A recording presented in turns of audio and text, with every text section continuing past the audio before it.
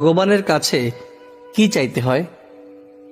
মহাভারতের শেষে ভগবান শ্রীকৃষ্ণ বিদায় নেয়ার পূর্বে মাতা কুন্তিকে বলেছিলেন, পিসি, তুমি আজ আমার কাছে বর চাও, তুমি যা চাইবে আমি তাই দেব।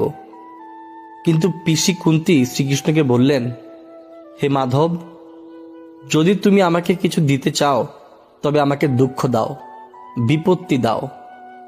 এমন চাওয়া শুনে ভগবান শ্রীকৃষ্ণ অবাক হয়ে পিসি কুন্তিকে বললেন, পিসি, তুমি দুঃখ এবং বিপত্তির মধ্যে সারা জীবন কাটিয়েছ, এখন তুমি সুখ চাইতে পারতে, কিন্তু কেন তুমি দুঃখ চাইলে?